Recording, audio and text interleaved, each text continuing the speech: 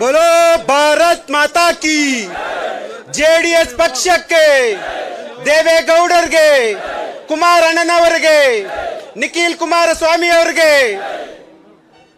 ಆತ್ಮೀಯ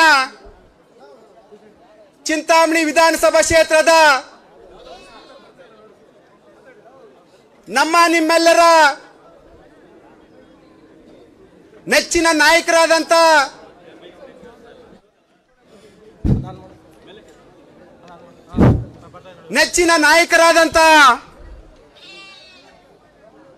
ಜೆ.ಕೆ. ಕೃಷ್ಣಾರೆಡ್ಡಿ ಅಣ್ಣನವರೇ, ಈ ರಾಜ್ಯದ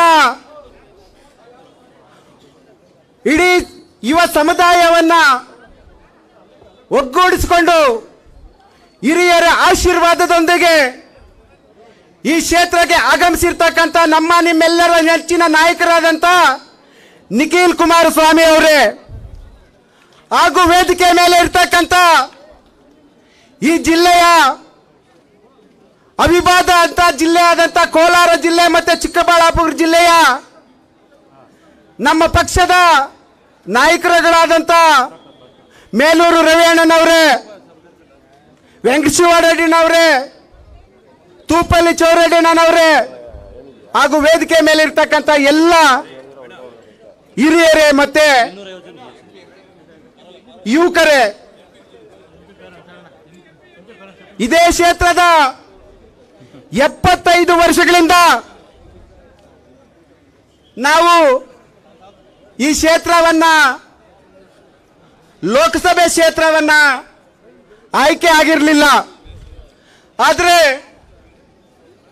ಭಾರತೀಯ ಜನತಾ ಪಕ್ಷದ ಮತ್ತೆ ಜೆಡಿಎಸ್ ಪಕ್ಷದ NDA ಅಭ್ಯರ್ಥಿಯಾಗಿ ಹೊರಹೊಮ್ಮಿರ್ತಕ್ಕಂಥ ನಮ್ಮ ನಿಮ್ಮೆಲ್ಲರ ನೆಚ್ಚಿನ ನಾಯಕರು ಆದಂಥ ಮಲ್ಲೇಶ್ ಅಣ್ಣನವರೇ,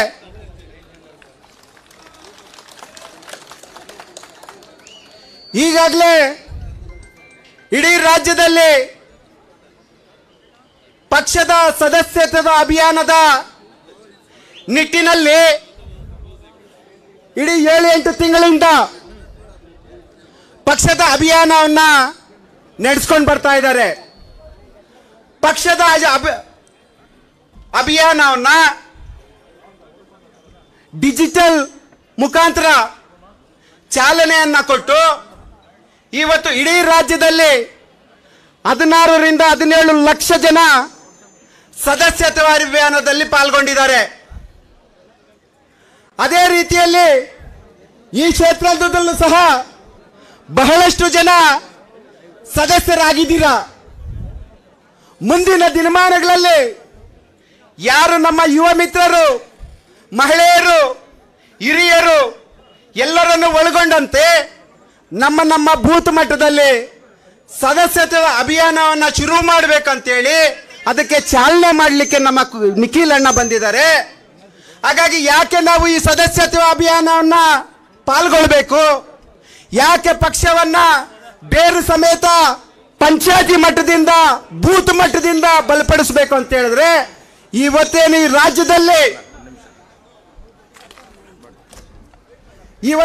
ರಾಜ್ಯದಲ್ಲಿ ಕಾಂಗ್ರೆಸ್ ಸರ್ಕಾರ, ಭ್ರಷ್ಟ ಸರ್ಕಾರ ಏನಿದೆ ಇದನ್ನ ಕಿತ್ತು ಒಗಿಬೇಕಂತ ಹೇಳಿದ್ರೆ, ಈ ಭ್ರಷ್ಟ ಕಾಂಗ್ರೆಸ್ ಸರ್ಕಾರನ ಕಿತ್ತು ಒಗಿಬೇಕಾದ್ರೆ ಮೂಲ ಬೂತ್ ಮಟ್ಟದಲ್ಲಿರ್ತಕ್ಕಂಥ ಕಾರ್ಯಕರ್ತರು ಒಗ್ಗೂಡಿಸುವಂತ ಕೆಲಸ ಮಾಡಬೇಕು. ನಾವು ಯಾಕೆ ಈ ಕಾಂಗ್ರೆಸ್ ಸರ್ಕಾರವನ್ನ ಕಿತ್ತೊಗಿಬೇಕು ಅಂತ ಹೇಳಿದ್ರೆ, ತುಂಬಾ ರೈತಾಪಿ ವರ್ಗ ಇದ್ದೀವಿ, ದೀನ ದಲಿತರಿದ್ದೀವಿ. ಆದರೆ ಇವತ್ತು ರಾಜ್ಯದಲ್ಲಿ ಕಾಂಗ್ರೆಸ್ ಸರ್ಕಾರ ಯಾವ ವಿಚಾರಗಳನ್ನ ಇಟ್ಕೊಂಡು ಸರ್ಕಾರಕ್ಕೆ ಬಂತು?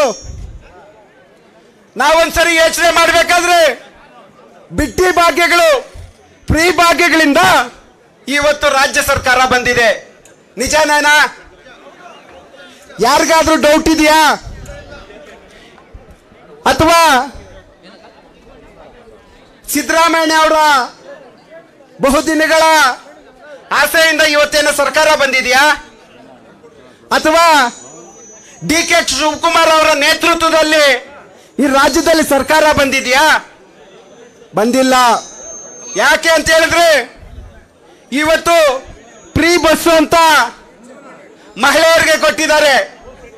ಆದ್ರೆ ಬೆಂಗಳೂರಿಗೆ ಹೋಗ್ಬೇಕಾದ್ರೆ 2023ರಲ್ಲಿ ಬಸ್ ಚಾರ್ಜ್ ಇತ್ತಂತದ್ದು 45 ರೂಪಾಯಿ. ಇವತ್ತು ಅದೇ ಬಸ್ ಚಾರ್ಜ್ ಹೆಚ್ಚಾಗಿದೆ ಬೆಂಗಳೂರಿಗೆ. ಅದೇ ರೀತಿಯಲ್ಲಿ ಫ್ರೀ ಕರೆಂಟ್ ಕೊಡ್ತೀವಿ ಅಂತ ಹೇಳ್ತಾ ಇದ್ದಾರೆ. 2023ರಲ್ಲಿ ಪ್ರತಿ ಯೂನಿಟ್ಗೆ 3.5 ರೂಪಾಯಿ ಇತ್ತು. ಇವತ್ತೆಷ್ಟಿದೆ ಯೂನಿಟ್ಗೆ? 7.5 ರೂಪಾಯಿ. ಅಂದ್ರೆ ಇವ್ರು ಫ್ರೀ ಕೊಡ್ತಾ ಇದ್ದಾರಾ? ಅಂದ್ರೆ ಕಿತ್ತು ತಿನ್ನ ಅಂತ ಸರ್ಕಾರ ಏನು ಇವತ್ತು ರಾಜ್ಯದಲ್ಲಿ ಪರಿಶಿಷ್ಟ ಜಾತಿ ಪರಿಶಿಷ್ಟ ಪಂಗಡಕ್ಕೆ 25,000 ಕೋಟಿ ರೂಪಾಯಿಯನ್ನ ಸರ್ಕಾರ ಮೀಸಲಾಗಿಡ್ತಾ ಇದೆ.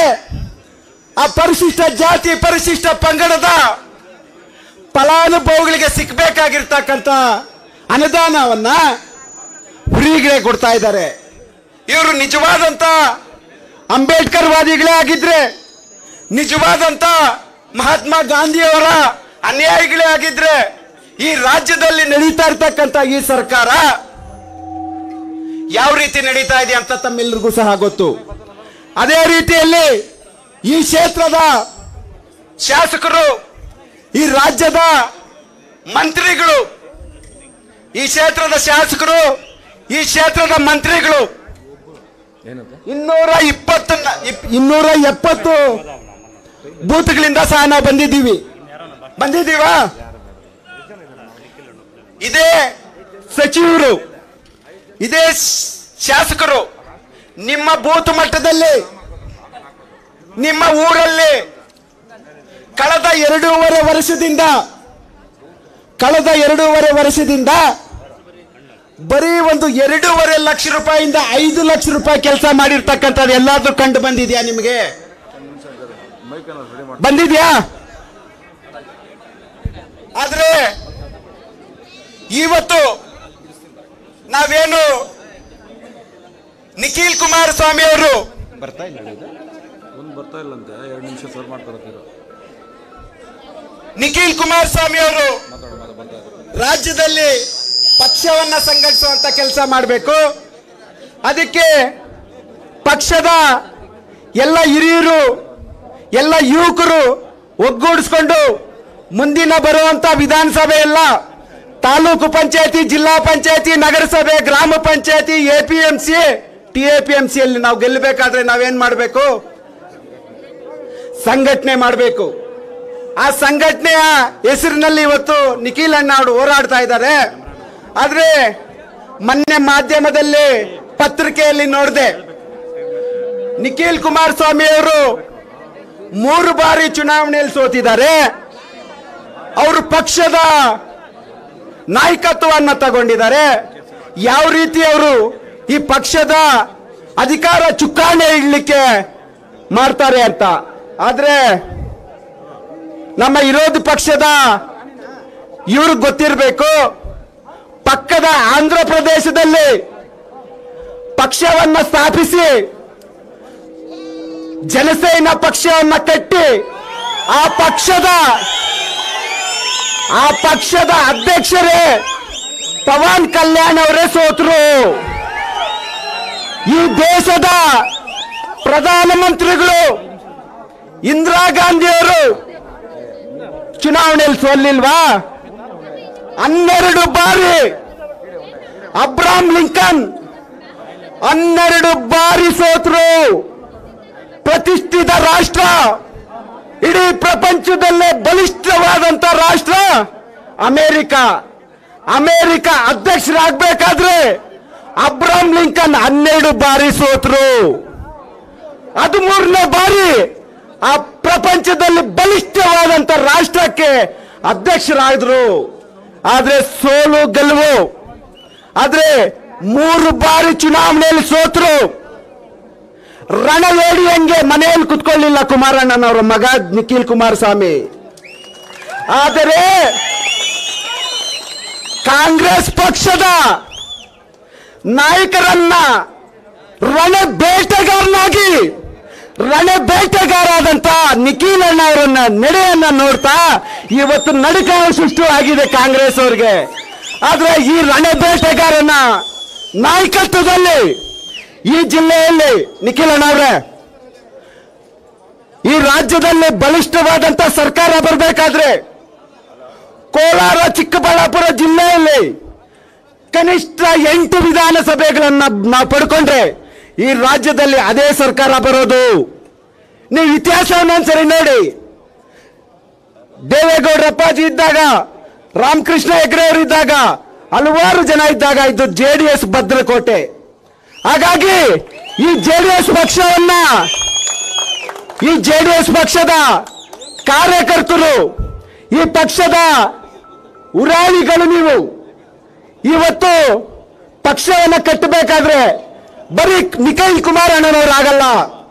ಈ ಕ್ಷೇತ್ರದ ವಿಧಾನಸಭಾ ಕ್ಷೇತ್ರದ ಅಭ್ಯರ್ಥಿಯಾದಂತ JK ಕೃಷ್ಣಾರೆಡ್ಡಿ ಅವರಿಂದನೂ ಆಗಲ್ಲ. ನಾವೆಲ್ಲರೂ ಸಹ ಕಂಕಣಬದ್ಧವಾಗಿ ಈ ಪಕ್ಷದ ಉಳಿವಿಗಾಗಿ ನಾವು ಇವತ್ತಿನಿಂದಾನೇ ನಿಖಿಲ್ ಕುಮಾರಸ್ವಾಮಿ ಅವರು ನಮ್ಗೆ ಆದೇಶ ಕೊಡ್ತಾರೆ. ಆ ಆದೇಶದ ಪ್ರಕಾರ ನಾವು ಯಾವ ರೀತಿ ಪಕ್ಷ ಸಂಘಟನೆ ಮಾಡಬೇಕು, ಸದಸ್ಯತ್ವ ಅಭಿಯಾನದಲ್ಲಿ ಪಾಲ್ಗೊಳ್ಬೇಕು, ಮುಂದಿನ ದಿನಗಳಲ್ಲಿ ಪಕ್ಷವನ್ನ, ಕಾಂಗ್ರೆಸ್ ಪಕ್ಷವನ್ನ ಈ ರಾಜ್ಯದಿಂದ ಕಿತ್ತು ಒಗೆಯುವಂತ ಕೆಲಸಕ್ಕೆ ನಾವೆಲ್ಲರೂ ಸಹ ಕಂಕಣಬದ್ಧವಾಗಿರ್ಬೇಕು. ರಣಬೇಟೆಗಾರನ ಜೊತೆಯಲ್ಲಿ ನಾವೆಲ್ಲರೂ ಸಹ ಹೆಜ್ಜೆ ಹಾಕುವಂತ ಕೆಲಸ ನಾವು ಮಾಡಬೇಕು. ಹಾಗಾಗಿ ಈ ಒಂದೆರಡು ಮಾತು ಮಾತಾಡ್ಲಿಕ್ಕೆ ಅವಕಾಶ ಮಾಡಿಕೊಟ್ಟಂತ ತಮ್ಮೆಲ್ಲರಿಗೂ ಹೊಂದಿಸ್ತಾ ನನ್ನ 2 ಮಾತು ಮುಗಿಸ್ತೀನಿ. ಈಗ ನೋಡಿ, ಇವತ್ತು ಶುಕ್ರವಾರ ಇರೋದ್ರಿಂದ ನಮ್ಮ ಮೈನಾರಿಟಿ ಅಣ್ಣ ತಮ್ಮಂದ್ರೆಲ್ಲರೂ ನಿಖಿಲ್ ಅಣ್ಣ ಅವ್ರಿಗೆ ಸನ್ಮಾನ ಮಾಡ್ತಾರೆ. ದಯವಿಟ್ಟು 1-2 ನಿಮಿಷ ದಯವಿಟ್ಟು